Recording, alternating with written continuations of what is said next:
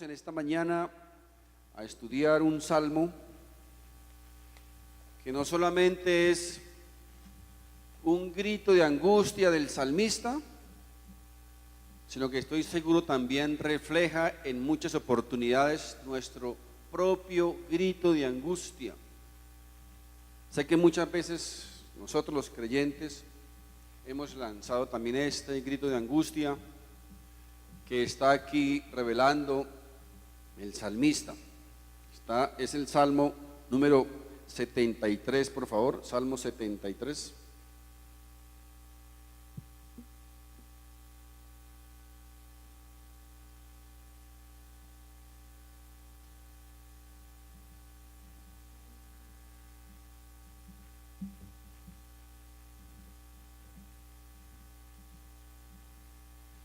Dice el Salmo 73: ciertamente es bueno Dios para con Israel,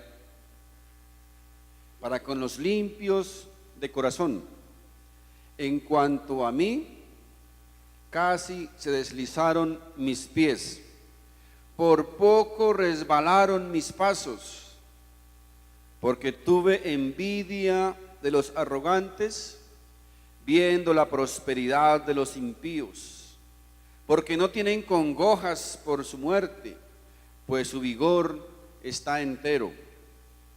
No pasan trabajos como los otros mortales, ni son azotados como los demás hombres. Por tanto, la soberbia los corona, se cubren de vestido de violencia, los ojos se les saltan de gordura, logran con creces los antojos del corazón.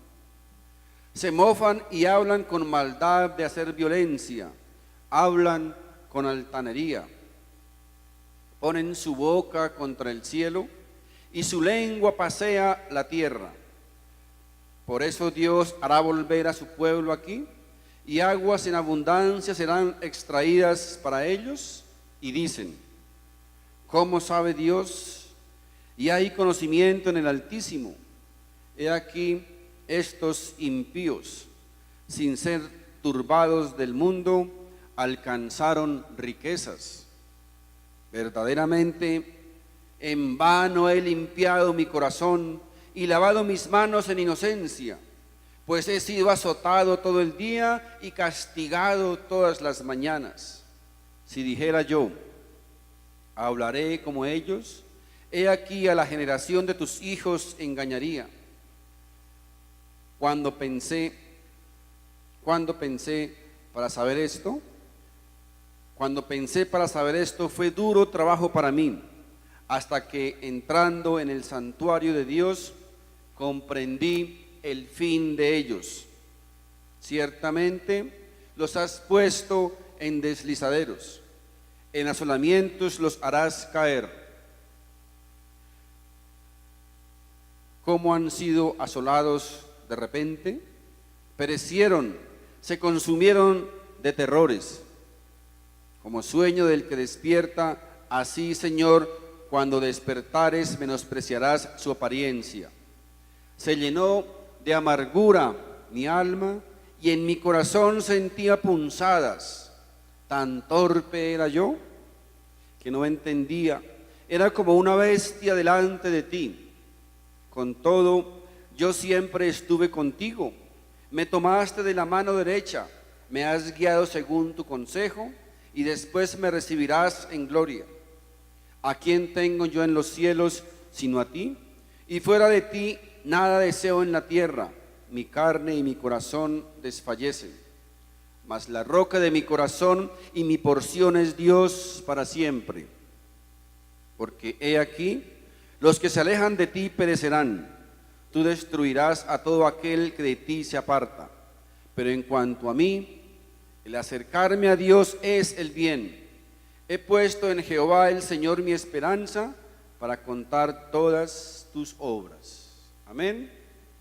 ¿Se dan cuenta por qué les decía que es un canto de angustia que muchas veces sale del más profundo de nuestro corazón cuando vemos cómo el malvado, el perverso, el malo, prospera económicamente. Eso es lo que sentía el salmista. Este salmo se le atribuye a Asaf, que era un israelita que vivió unos 1000 años antes de Jesús, es decir, unos 3000 años desde nuestros días. Si no entienden esas fechas, los invito para que entren a FLET, allá lo van a entender. Este salmista Asaf está lanzando aquí su grito de angustia cuando veía cómo los malos, cómo los perversos, cómo los malvados prosperaban económicamente, les iba bien. Asaf era un hombre de Dios, era un hombre que amaba a Dios, pero todo parece indicar que a Asaf le llegó como la mala leche, le llegó el tiempo difícil, el tiempo de la prueba, le llegó la angustia, el dolor, la necesidad, y entonces comenzó aquí, digamos, su monólogo, viendo la prosperidad y los malos. Y entonces dice ahí, se pregunta, ¿valdrá la pena servir a Dios? ¿Será que yo gano algo con servir a Dios? ¿Valdrá la pena serle fiel a Dios? ¿Valdrá la pena apartarme del mal? ¿Valdrá la pena serle fiel a mi esposo o a mi esposa? ¿Será que vale la pena dedicarle mi vida a Dios? Cuando tal vez dicen algunos, yo estoy en la inmunda y mire los malos ricos llenos de plata. Eso decía aquí Asaf. ¿Será que vale la pena servir a Dios?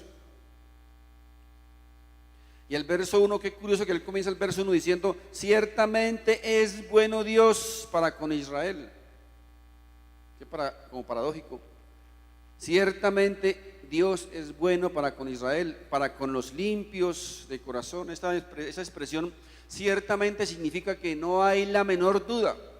O sea, él no tenía la menor duda que Dios era bueno, porque muy seguramente él había experimentado ya los favores, la bondad y el amor de Dios. Y yo estoy completamente seguro que los que estamos aquí, todos en algún momento ya hemos experimentado también el amor y la bondad de Dios. Por eso les digo, este hombre era un hombre que amaba a Dios.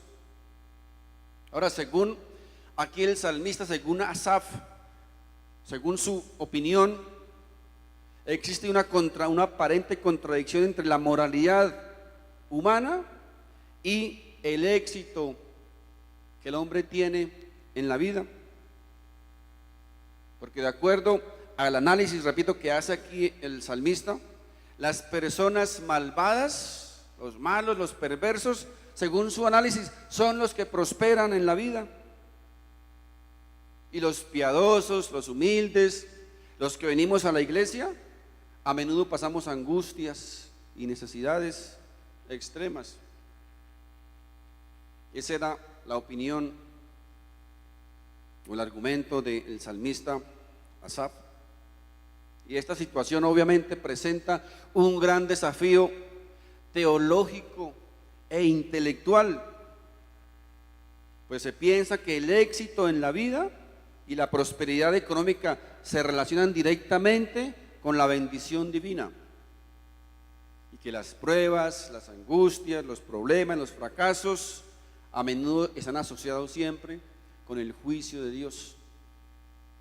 Es decir, el que le va bien, los ricos, son porque son bendecidos por Dios, y tal vez los pobres, los que les va mal, entonces es porque no tienen la bendición de Dios.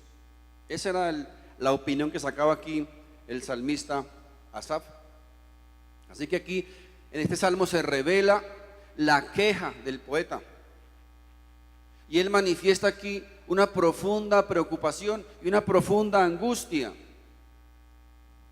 porque él piensa que sus actitudes justas en la vida han sido inútiles, no le han servido para nada, porque está pasando necesidades.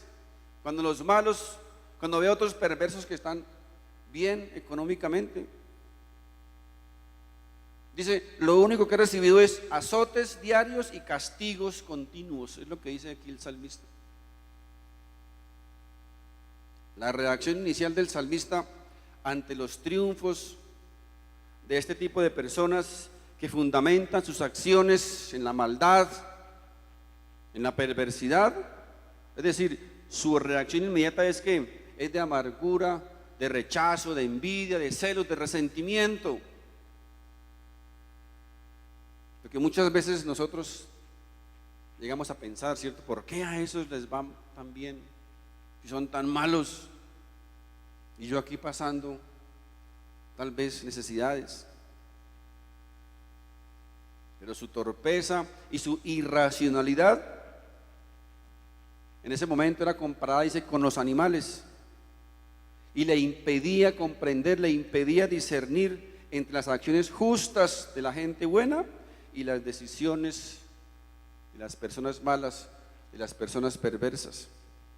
Así que de acuerdo a este salmo, también lo bonito es que el salmista nos enseña o nos dice que el poder que mueve a las personas a superar las tentaciones que producen las riquezas en los ricos es, o sea, lo que nos mueve a superar esa tentación de llegar a pensar de esta manera es la intimidad con Dios, es la cercanía con Dios. Es lo único que nos puede llegar a hacer entender esas cosas. ¿Por qué ocurre eso? Porque a veces los malos les va bien económicamente y a los justos a veces nos va mal.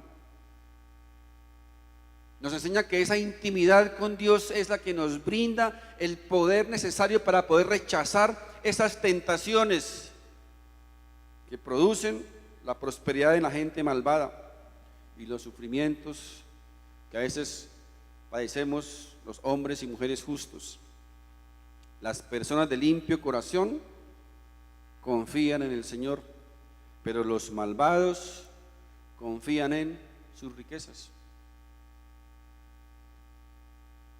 Ahora, yo no estoy diciendo con esto que las personas de limpio corazón se van a escapar de las pruebas, de las dificultades, de los problemas, a veces de los sufrimientos inclusive. Lo que pasa es que la persona de limpio corazón sabe muy bien a quién debe acudir en los momentos de angustia, en los momentos de prueba. La persona de limpio corazón tiene muy claro cuál es la fuente a la que debe acudir en esos momentos. La persona de limpio corazón tiene la capacidad de poder discernir, de ver la vanidad, lo vano de esas cosas, lo vano que producen esas cosas. Porque la persona de limpio corazón nos enseña, es una persona que sabe enfocarse perfectamente en el Señor. Ahora aquí Asaf, después de exaltar la bondad de Dios, comienza en el verso 2 a contarnos su experiencia. Dice el verso 2: en cuanto a mí, casi se deslizaron mis pies, por poco resbalaron mis pasos.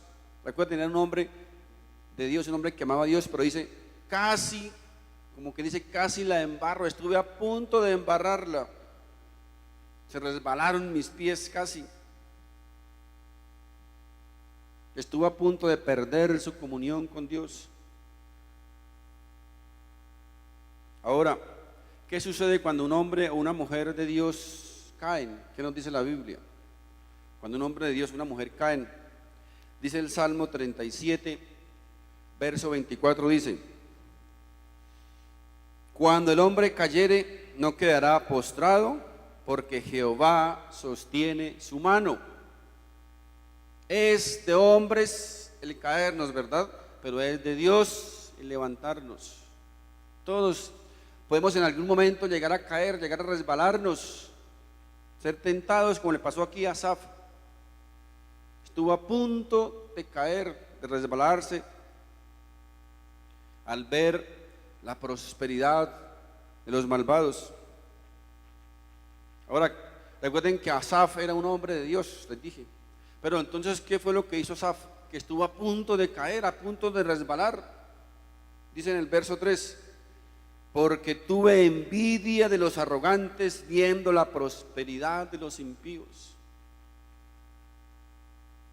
¿Será que en algún momento nosotros hemos o podemos confesar delante de Dios esto? Tuve envidia de los arrogantes, de los malos. Me dio, como dicen por allá en un país, me dio coraje de ver cómo a ellos les va tan bien, que son malos y perversos, y a mí, mire, tuve envidia de los arrogantes viendo la prosperidad de los impíos. Fíjense, la envidia y los celos de ver la prosperidad económica de los malvados, la buena vida que aparentemente ellos llevan, fue lo que casi hizo resbalar a Asaf. Casi estuvo a punto de caer. Y eso ocasionó esta crisis de Asaf, esta crisis que nos narra aquí a través de este salmo. Tuvo una crisis fuerte por ver cómo los malos tenían más plata y él estaba en ese momento tal vez en la inmunda.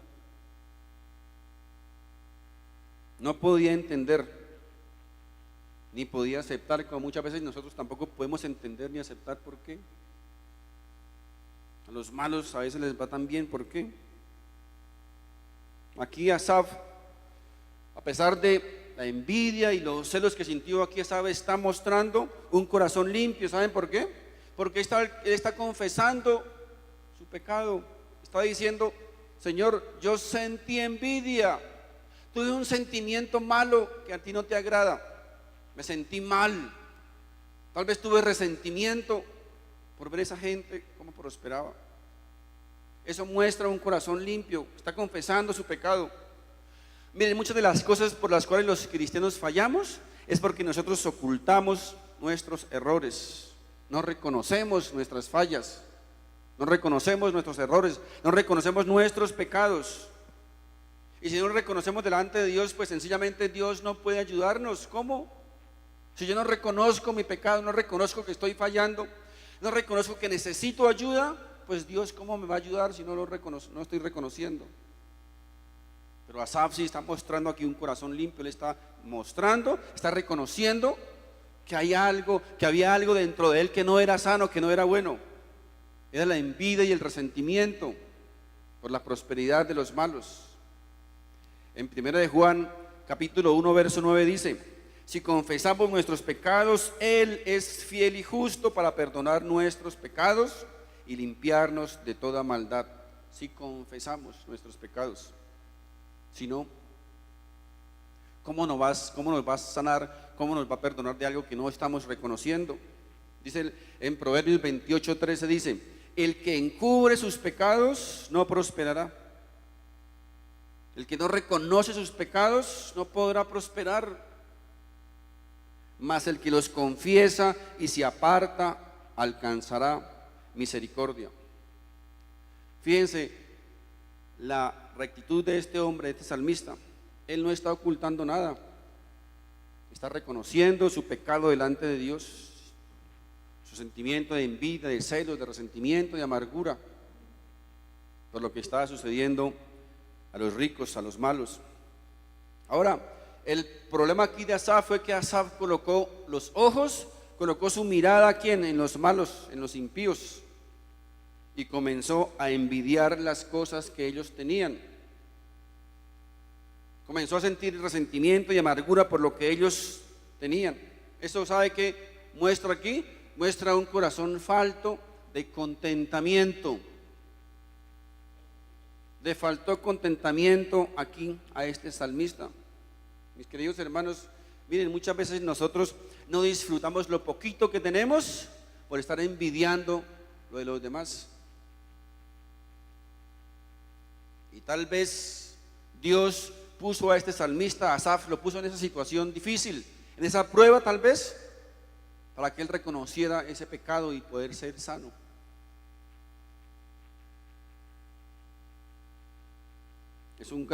les decía, un grito de angustia de este salmista. No podía entenderlo. En Proverbios capítulo 3, verso 31 al 33 dice: no envidies al hombre injusto. Oigo con eso, no envidies al hombre injusto, ni escojas ninguno de sus caminos, porque Jehová abomina al perverso, mas su comunión íntima es con los justos. La maldición de Jehová está en la casa del impío, pero bendecirá la morada de los justos. Miren, uno de los problemas en estos tiempos que considero graves en el cristianismo es que con la ayuda de muchos pseudopredicadores de la prosperidad, muchos hemos reducido o han reducido el concepto de la prosperidad a solamente bienes materiales. Hablan de prosperidad y de una vez lo relacionan con bienes materiales, con dinero. Es uno de los problemas que hoy están afectando gravemente la iglesia de Jesucristo. La famosa doctrina de la prosperidad. ¿Ustedes no se han dado cuenta acaso cuántos ricos, millonarios, con muchos bienes materiales, pero no tienen paz, no tienen gozo, no hay unidad, no hay amor, no hay salud, etcétera, etcétera, etcétera? Lo único que tienen es dinero, y eso no es prosperidad. Si ustedes leen la historia en Sodoma y Gomorra, dice que en Sodoma la gente era millonaria, todos eran ricos. Dice, nadie trabajaba, no había necesidad de trabajar porque había comida para todos. ¿Qué pensaría hoy día un predicador de la prosperidad? No, qué prosperidad, qué bendición la de Sodoma, mire, todos son prósperos. Pero estaban ignorando que el juicio de Dios estaba próximo a caer sobre esa ciudad. Solo tenían dinero, pero nada más. Así que cuando estamos hablando de bendición, estamos hablando de un concepto mucho más amplio que solo bienes materiales, mucho más amplio. Lo que pasa es que, como les decía, muchos predicadores de la prosperidad han abonado el camino para que mucha gente tenga ese concepto totalmente errado y equivocado de lo que significa la verdadera prosperidad. Mis hermanos, prosperidad no significa solo dinero ni bienes materiales. El evangelio de la prosperidad es una infección que está matando el verdadero resultado de la salvación, que es el gozo, la dicha de saber que si hoy morimos vamos a estar en la presencia de nuestro gran Dios. David dijo, devuélveme el gozo de tu salvación. Era salvo, pero no sentía el gozo, no tenía el gozo, tal vez estaba disfrutando otras cosas materiales. Ese es el verdadero resultado de la salvación, el gozo de saber que somos hijos de Dios, que Dios es nuestro Padre, que vamos a estar un día en eternidad con Él, que Dios vive dentro de mi corazón. Y ese gozo lo está matando esa prosperidad, de pensar que la prosperidad solo es cosas materiales, que solo es dinero. Miren, si Dios quisiese hacernos ricos, bastaba un clic de Dios o un pensamiento de Dios y todos seríamos ricos.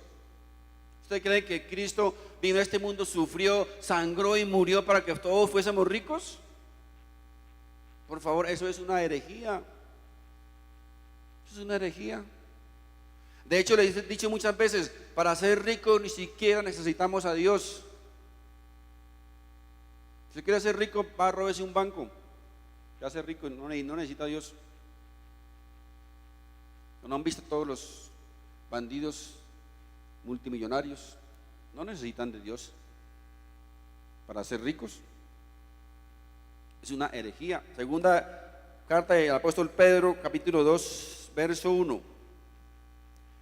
Nos habla aquí algo sobre para complementar eso que estamos aquí terminando, dice: pero hubo también falsos profetas entre el pueblo, como habrá entre vosotros falsos maestros. Siempre ha habido, siempre han existido los mentirosos, los tramposos, los embaucadores, hipócritas, siempre. Falsos maestros que introducirán encubiertamente herejías destructoras. Encubiertamente significa que están ahí, ¿cierto? Ahí al lado de la doctrina verdadera, pero no se dan, tal vez la gente no se da cuenta porque están ahí encubiertos, ahí escondidos, la otra doctrina. Dice: aún negarán al Señor que los rescató, atrayendo sobre sí mismos destrucción repentina, y muchos seguirán sus disoluciones. Muchos, cantidades, miles de personas siguen a estos mentirosos de la prosperidad, por causa de los cuales el camino de la verdad será blasfemado, y por avaricia harán mercadería de vosotros con palabras fingidas. ¿No se han dado cuenta que esos hablan tan bonito? Hay gente que, ay, tan bonito que habla el profeta, el apóstol, el fulano, hablan bonito. Palabras, dice, embaucadoras. Muchos seguirán sus disoluciones, por causa de los cuales el camino de la verdad será blasfemado, y por avaricia harán mercadería de vosotros con palabras fingidas. Sobre los tales ya de largo tiempo la condenación no se tarda y su perdición no se duerme. No se preocupen que van a tener su merecido. Ahora, volviendo a nuestro texto de origen, el Salmo 73, vemos que la envidia y los celos y el resentimiento de Asaf no le permitieron ver más allá de las apariencias externas. Él solo veía que tenían dinero, que tenían bienes, carros, casas, ropa fina, todo lo fino tenían. Él solamente veía eso, las cosas materiales. Solo evaluaba lo que sus ojos veían, pero no podía ver más allá, no podía ver dentro de su corazón. Esa gente que estaba pasando por sus vidas. Mis hermanos, si no lo sabían, les cuento que los ricos también sufren. Como decía una novela, los ricos también lloran. Hay una vez para una novela, los ricos también lloran. Miren, cuando un corazón está lleno de envidia, de amargura y de resentimiento, la Biblia nos enseña, nos dice que dejamos de alcanzar la gracia de Dios, dejamos de alcanzar el favor de Dios, no disfrutamos el favor de Dios que nos da a nosotros porque estamos enfocados en lo de los otros. Mis hermanos, déjelos, que ellos van a tener su merecido, no se preocupe por ellos. Disfrutemos lo poquito que tenemos hasta el momento. Tal vez tenemos poquito porque no podemos con más. Cuando aprendamos a ser fieles con ese poquito, tal vez el Señor nos va a dar un poquito más. La amargura, recuerden, el resentimiento, los celos, la envidia impide que podamos disfrutar los favores de Dios. Sigamos con el Salmo 73, el verso 4 dice aquí el salmista, continúa su lloro, su lloriqueo, dirán algunos, ¿no? ¿Por qué? Porque no tienen congojas por su muerte, pues su vigor está entero. No pasan trabajos como los otros mortales, ni son azotados como los demás hombres. Por tanto, la soberbia los corona.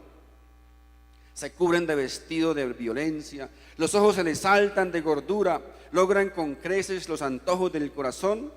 Se mofan y hablan con maldad de hacer violencia, hablan con altanería, ponen su boca contra el cielo y su lengua pasea por toda la tierra. Como quien dice, Asaf decía, estos malvados, estos perversos hacen lo que se les da la gana y nunca les pasa nada. Nunca les pasa nada. El verso 11, y dicen, ¿cómo sabe Dios? ¿Y hay conocimiento en el Altísimo?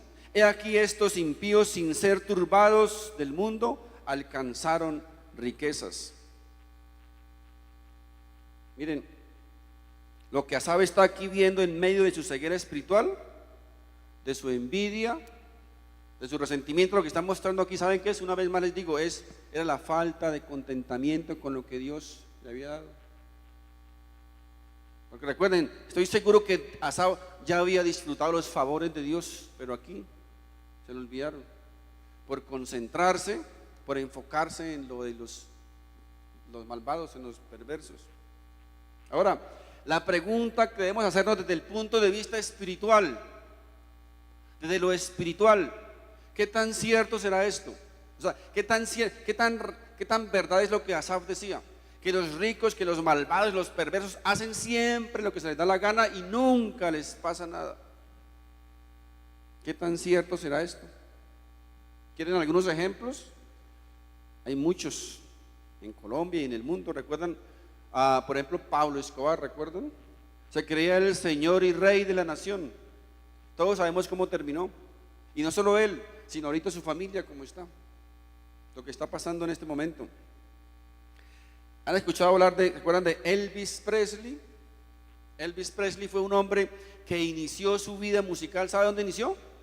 En una iglesia, en el grupo de alabanza de una iglesia. Pero abandonó lo que Dios, el llamado que Dios le hizo, lo abandonó. ¿Porque quería qué? Porque quería fama, quería poder, quería dinero, quería aplausos, quería alfombra roja. ¿Saben dónde terminó Elvis Presley? En las drogas, en el alcoholismo, y murió ahogado con su propio vómito. Porque no se contentó con lo que Dios le iba a dar. Michael Jackson, ¿recuerdan a Michael Jackson? ¿Quién no quisiera, quién no ambicionaría el poder, la fama y el dinero de Michael Jackson? Tenía todo lo que una persona desearía tener: fama, poder, dinero. ¿De qué le sirvieron? Hay una mujer que se llama Whitney Houston, o se llamaba, ¿recuerdan? Una de las mujeres más galardoneadas en el mundo de la música. ¿Saben de dónde venía ella? De otro grupo de alabanza de la iglesia. Pero claro, eso no quería ella. Ella quería fama, poder, dinero, aplausos, tapete rojo, pleitesía, todas esas cosas que la gente ambiciona, que los famosos quieren. Entonces creen que estos personajes y los cientos de miles que hay en el mundo, alrededor del mundo, aparentemente tenían todo el dinero del mundo. Pero la pregunta es: ¿será que realmente eran prósperos, eran felices? Porque la pregunta es: si eran tan felices, ¿por qué la mayoría de ellos se suicidan? Si son tan felices, ¿por qué? ¿O será que no me diga que se suicidan de felicidad? ¿Será que esa es la prosperidad? ¿Será que Asaf tenía razón al pensar que esas personas malvadas hacen lo que se les da la gana y siempre les va bien? Asaf, mis queridos hermanos, estaba equivocado.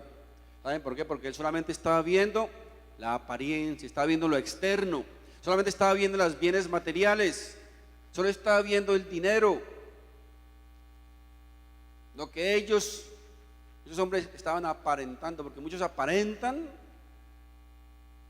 ser felices, pero muchos de ellos saben que hasta los amores los compran con dinero, pero solo apariencia. ¿Saben qué es lo más triste, mis queridos hermanos, de todo esto que hemos hablado? Que muchas veces los cristianos nos dejamos llevar, nos dejamos seducir y tentar por esa apariencia, y comenzamos a ambicionar lo que ellos tienen: fama, poder, dinero, aplausos, tantas cosas. Comenzamos a ambicionar esas cosas. Nos pasa lo del salmista Asaf: resbalan nuestros pies casi y nos dejamos caer, resbalar. ¿Al qué? Al ver la prosperidad de los malvados. Nos llenamos de envidia, resentimiento, amargura, comenzamos a envidiarlos. Mis hermanos, permítame decirles que ningún hombre en el mundo, por más poderoso, por más rico, por más famoso que sea, jamás todo su dinero le va a alcanzar para comprar su vida si no se arrepiente. ¿Ustedes saben cuánto dinero tenía el hombre de la manzana mordida? ¿Recuerdan? Su capital dice que eran unos 8.000 millones de dólares. $8.000 millones tenía el dueño del Apple. Y esos $8.000 millones no le sirvieron para salvar su vida.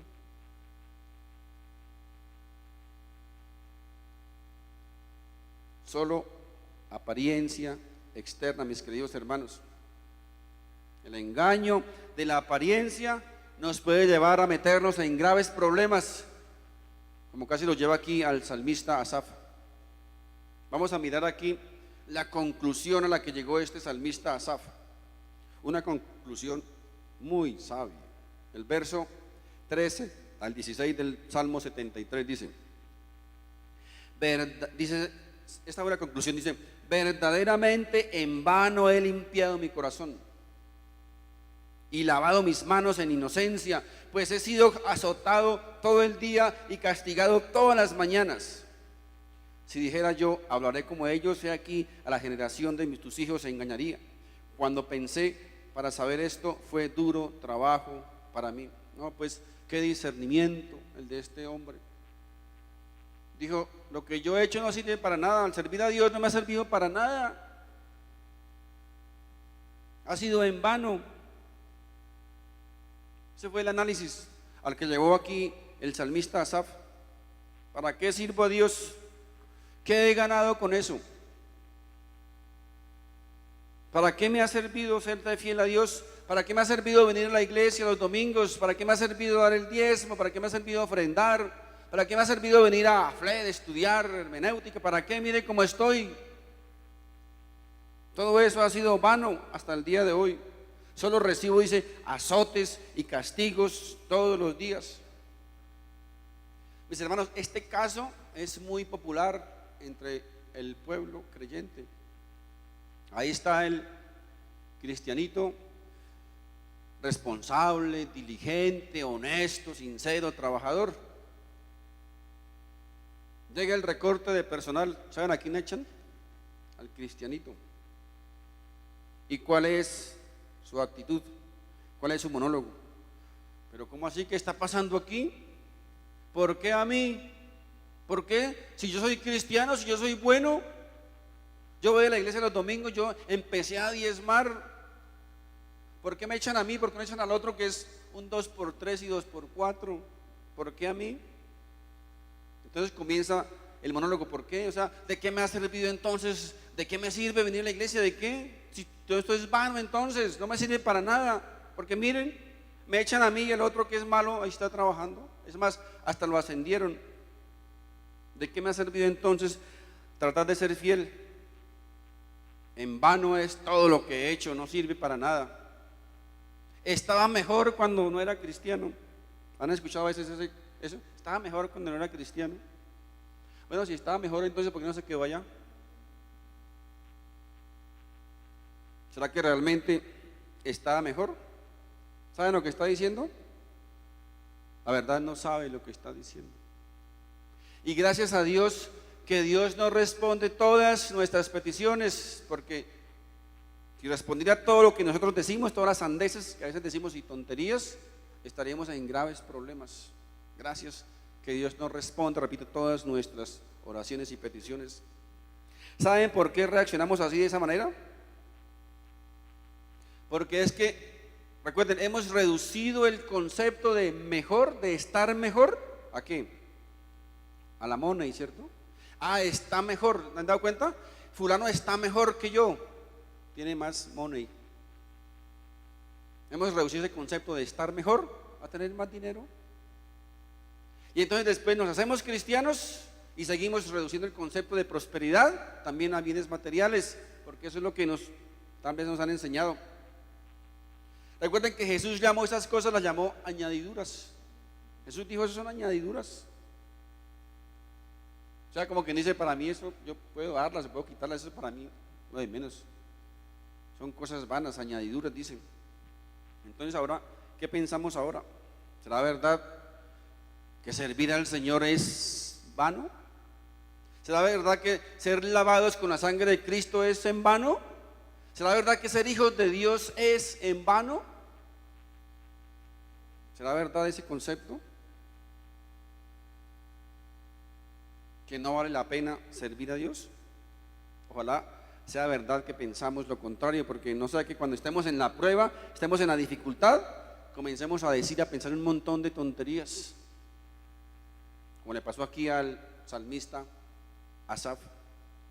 Miren, en 1 Corintios capítulo 15, en el verso 58 dice la palabra de Dios: así que, hermanos míos amados, estad firmes y constantes, creciendo en la obra del Señor siempre. Oído, siempre, no los domingos, siempre. Creciendo en la obra del Señor siempre, sabiendo que vuestro trabajo en el Señor, ¿qué? No es en vano. Oído, no es en vano lo que usted hace para Dios. No es en vano lo que usted le sirve al Señor, no es en vano. Jamás es en vano servir al Señor.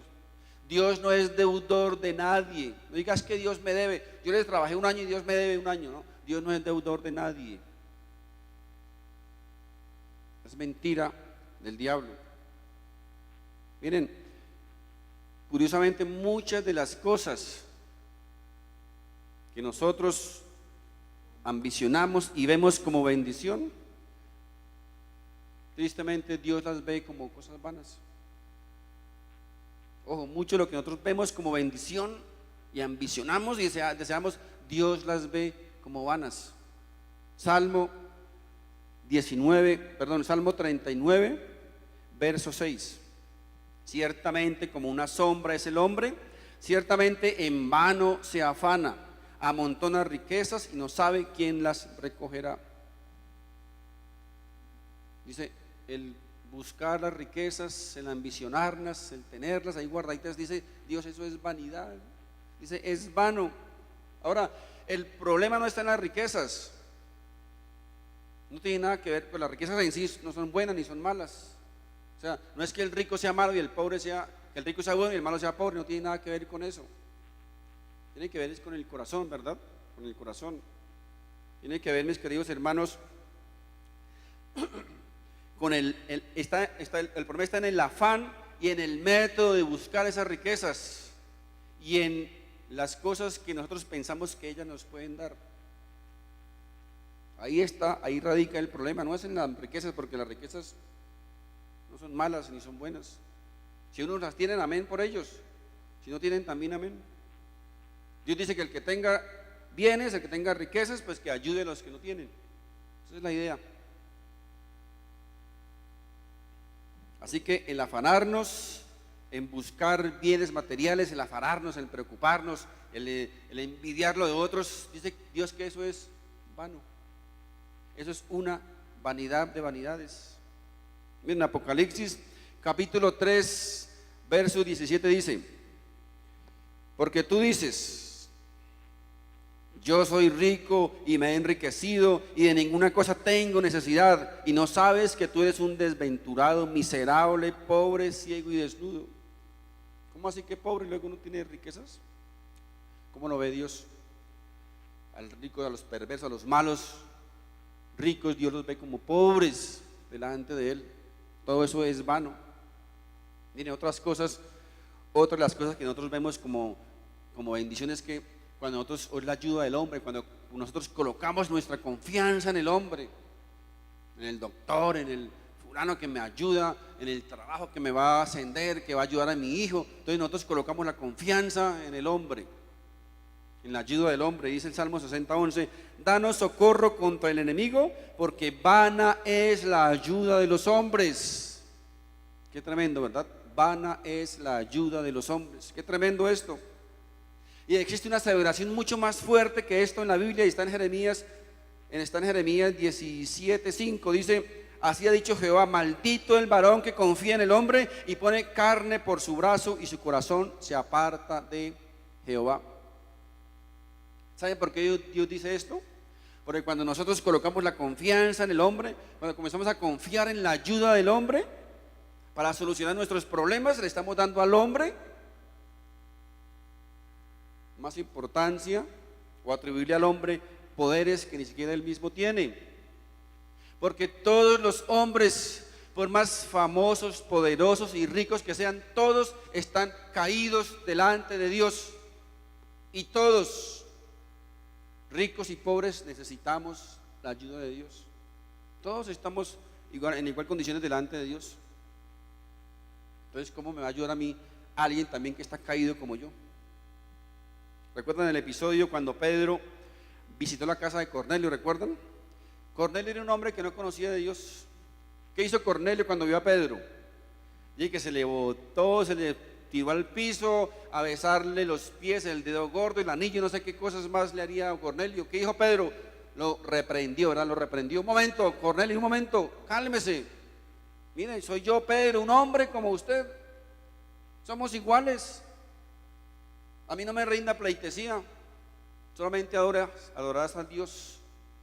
Ojalá muchos hombres, muchos líderes religiosos aprendieran de este ejemplo de Pedro, ¿verdad?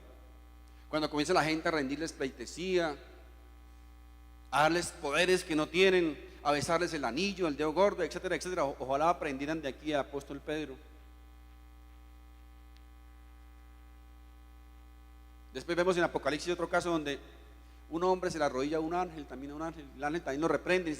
Ni siquiera los ángeles reciben pleitesía de los hombres. Porque este hombre está viendo a Pedro como un Dios, como un super líder.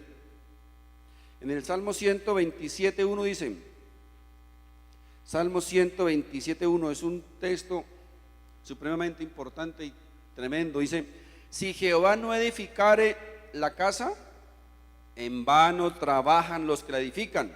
Si Jehová no guardare la ciudad, en vano vela la guardia. ¿Saben qué está diciendo aquí?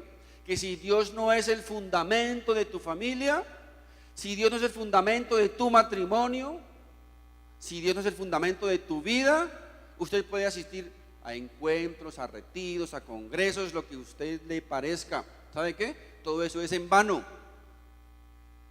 Todo eso es en vano si nuestra vida, si tu familia no está fundamentada en Dios, todo lo demás, dice, es vano. ¿Y qué más dice? Si Dios no es el fundamento de una nación, de un gobierno, de un gobernante, todos sus proyectos, sus acuerdos, todas esas otras tonterías, ¿saben qué? Es en vano, porque jamás va a haber paz ni tranquilidad para un país cuando Dios no es el fundamento de una nación. Eso es lo que dice aquí el texto bíblico. Si Dios no edificare la casa, en vano trabajan los que la edifican. Si Jehová no guardare la ciudad, en vano vela la guardia. Son inútiles todos los esfuerzos humanos si Dios no los aprueba positivamente. Son inútiles. El esfuerzo humano sin el Señor es en vano. Las tareas personales, nacionales, que no toman en cuenta o en consideración la voluntad de Dios, están totalmente abocadas al fracaso, Ningún proyecto humano, nacional o familiar, ninguno de ellos puede prosperar sin la bendición de Dios. Jamás. Los edificadores trabajan, dice la Biblia, construyen sus casas, los guardias velan la ciudad, la gente trabaja desde muy temprano en la mañana. Sin embargo, todas esas labores son insuficientes para disfrutar la prosperidad que realmente Dios quiere para sus hijos. No sirven para nada, son vanos. ¿Qué más Dios ve como vanidad? Mire, Proverbios 31 verso 30. Engañosa es la gracia y vana es la hermosura. Vana es la hermosura. ¿Saben por qué? Sobre todo, especialmente mujeres. Porque dice aquí que vana es la hermosura. ¿Saben por qué es vana la hermosura? Porque si ustedes miran a su favorita de 80 años, se van a dar cuenta por qué dice que es vana la hermosura. Es vana la hermosura. La mujer que teme a Jehová, ella será alabada. Mujeres, les quiero recordar que la Biblia no está jamás en contra de que la mujer se arregle, que se bañe, que se peine, que se maquille, que se vea bonita. La Biblia no está en contra de eso. De hecho, les quiero recordar que la palabra cosmos, que significa un orden, es donde se diría la palabra cosméticos. Es decir, los cosméticos son para ordenar la cara de la mujer. No es pecado que se ordenen, más bien sería pecado que algunas no se ordenen la cara. Pero no es pecado, la Biblia no está en contra de eso. Así que mujeres, arréglense bien, bien bonitas, bien arregladas, bien bañaditas. Eso no es pecado. El énfasis que coloca el apóstol o el profeta, el hombre de Dios en el texto bíblico, que hace referencia a las mujeres, a sus vestidos, cuando dice que no sean sus adornos, sus collares, sus anillos, ¿verdad? El énfasis no está en arreglarse, sino que la Biblia lo que quiere decir es lo siguiente: es que de las 2 o las 3 horas que gastan en el espejo maquillándose, arreglándose, tienen que estar equilibradas por lo menos con 3 o 4 horas al estudio de la palabra de Dios. Eso es lo que el apóstol quiere decir. Si le dedicas 3 horas al espejo, dedíquele también 3 o 4 horas al estudio de la palabra de Dios. Si le dedicas 5 horas a la televisión, dedíquele 6 al estudio de la palabra de Dios, al crecimiento espiritual. Eso es lo que la Biblia enfatiza, que haya una compensación, un equilibrio. Algunos dicen, pero si yo le dedico 24 horas al Face, no me quedan horas para dedicarle a Dios, porque todo es al Face, al celular. No, así como le dedican tiempo, horas al celular ese, dedíquenle horas al estudio de la palabra de Dios. Es lo que el apóstol aquí está enfatizando. No es que no hagan lo otro. Vamos al final del estudio, dice volvemos al Salmo 73, dice aquí el profeta, el salmista al final comienza como que a reaccionar, como que dice, como que está pasando aquí. O sea, entonces comienza aquí en el verso 17, dice: hasta que entrando en el santuario de Dios comprendí el fin de ellos. ¿El fin de quiénes? De los malvados, ¿verdad? De los perversos. Hasta que como quien dice, volvió a tener esa comunión íntima con Dios, volvió a tener ese encuentro con el Señor. Entonces pudo entender, pudo discernir espiritualmente, pudo ver más allá de lo meramente material. Dice, hasta que entré en la presencia del santuario, comprendí el fin de ellos. Pudo ver un poco más allá de lo meramente externo, de solamente apariencias. Dice, fíjense cómo dice, comprendí, entendí lo vano de esas cosas.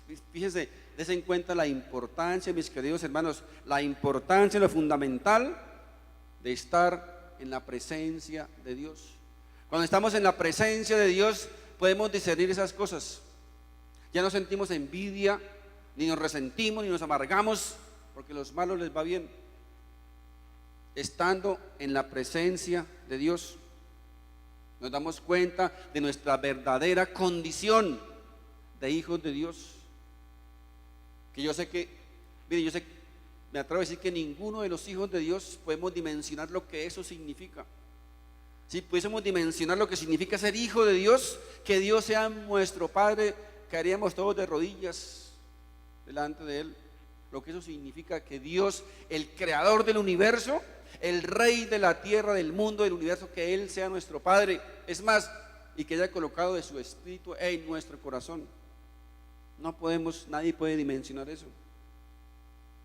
Pero dice, estando en la presencia de Dios, podemos por lo menos ver un poquito nuestra condición, dónde estamos ubicados nosotros. En el verso 18 dice: ciertamente los has puesto en deslizaderos, en asolamientos los harás caer. Como han sido asolados de repente, perecieron, se consumieron de terrores, como sueño del que despierta. Así, Señor, cuando despertares, menospreciarás su apariencia. Miren cómo el salmista termina reconociendo su insensatez, su irracionalidad. Él reconoció, eso es lo que lo hace a él un hombre recto delante de Dios. Él reconoció su pecado, reconoció su error. Dice en el verso 21: se llenó de amargura mi alma y en mi corazón sentía punzadas. ¿Sabe qué es sentir punzadas? ¿Sabe qué? ¿Sabe qué sentía punzadas? De la vergüenza delante de Dios, de la vergüenza que tenía de haber pensado de esa manera, que era inútil servirle a Dios. Dice, sentía punzadas en mi corazón, tan torpe era yo que no entendía, era como una bestia delante de ti. En la nueva traducción, en la traducción viviente dice el texto mismo, dice, entonces me di cuenta de que mi corazón se llenó de amargura y yo estaba destrozado por dentro. Fui tan necio e ignorante, debo haberte parecido un animal sin entendimiento. Le dice a Dios, Dios, perdóname porque me porté como un animal, no entendía absolutamente nada. Reconoce aquí su vergüenza delante de Dios por haber mirado y haber lanzado un juicio solamente mirando lo externo, mirando las apariencias, por haber sentido envidia y resentimiento por la aparente prosperidad de los malvados. Dice, fui como un animal. ¿Por qué un animal? Porque los animales viven por instinto. Los animales se mueven por lo que ven, por lo que sienten y por lo que oyen. Pero nosotros, como hijos de Dios, no somos un animal. Dios nos ha dado un razonamiento, Dios nos ha dado un discernimiento espiritual. Dios nos ha enseñado a ubicarnos donde verdaderamente debemos ubicarnos, colocar las cosas en su lugar. Ahora más, sin embargo, a pesar de eso, podemos llegar a ser tentados. Ojo, podemos llegar a ser tentados por esas cosas. Podemos llegar en algún momento a sentir envidia y resentimiento por la prosperidad económica de los malvados. Aquí él termina diciendo lo siguiente en el verso 23: con todo yo siempre estuve contigo, me tomaste de la mano derecha. Lo que aquí está diciendo aquí el salmista es que a pesar de su insensatez, él sabe, él entiende, él puede comprender que la única forma para vencer eso es estar cerca de la presencia de Dios. Es lo único que nos puede ayudar en esa tentación, estar cerca de la presencia de Dios, buscar la presencia de Dios. Y fíjense cómo termina aquí su perspectiva. En el verso 25 dice: ¿a quién tengo yo en los cielos sino a ti? Y fuera de ti nada deseo en la tierra. Fíjense cómo cambia su perspectiva. Después de que ambicionaba todas las cosas materiales, ambicionaba las riquezas de los malvados, dice, ahora ya no quiero nada lo que hay en la tierra, excepto a ti. ¿A quién tengo yo en los cielos sino a ti? Y fuera de ti nada deseo en la tierra. Ahora él entiende que para él Dios es suficiente. Tenga o no tenga, es suficiente Dios. Pudo por fin entenderlo. El verso 27 dice: porque he aquí, los que se alejan de ti perecerán. Tú destruirás a todo aquel que de ti se aparta. Pero en cuanto a mí, el acercarme a Dios es el bien. He puesto en Jehová el Señor mi esperanza, para contar todas tus obras. ¿Se dan cuenta, mis queridos hermanos? No tengan en cuenta cuando te digan: ¿qué haces tanto metido en la iglesia? ¿Qué haces tanto metido en la iglesia? ¿Para qué va por allá cada rato, todos los domingos, los miércoles, los sábados? ¿Para qué? ¿Para qué le sirve eso? ¿Para qué le ha servido? Mire cómo estás. Todo eso es vano, no sirve para nada. Servir al Señor, servir a Dios es en vano. Eso no le sirve absolutamente para nada. Pero ¿saben qué, mis queridos hermanos? Mentira del diablo. Recuerden, mentira. No es vano servir a Dios. No es en vano el servir a Dios. El acercarnos a Dios, dice el salmista aquí, el acercarnos a Dios, dice, es nuestro bien. El acercarte a Dios es tu bien, no lo olvides, es tu bien. Ojo con eso. Termino con este texto bíblico en Malaquías, por favor, capítulo 3, verso 16.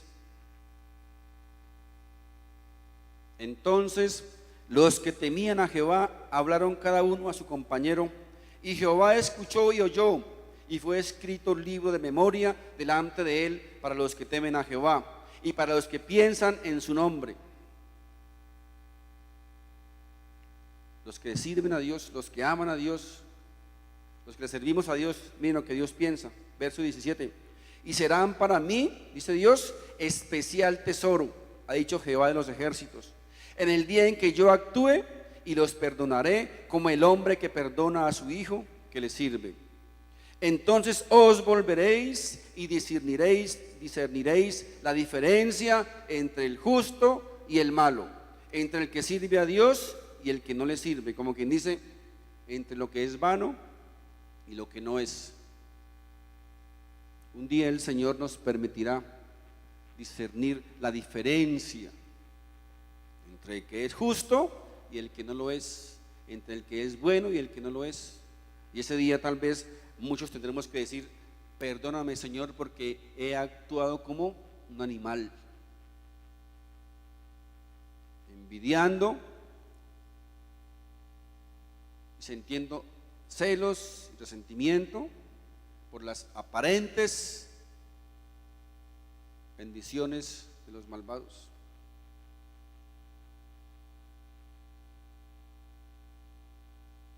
Gracias a Dios por Asaf, gracias a Dios por este salmo, porque yo sé que hoy nos va a fortalecer a algunos, porque todos, repito, en algún momento de nuestra vida hemos llegado a lanzar este grito de angustia de Asaf, viendo que a los malos les va bien y a nosotros que venimos a la iglesia, que amamos a Dios, que servimos a Dios, a veces pasamos necesidades. Yo sé que tal vez a este hombre, a este Asaf, el Señor lo pasó por esta situación porque había algo en su corazón que debía ser sanado. Y era que era la envidia, los celos, el resentimiento y la falta de contentamiento. Falta de contentamiento con lo que Dios nos ha dado. Aprendamos a darle gracias a Dios con lo que tenemos.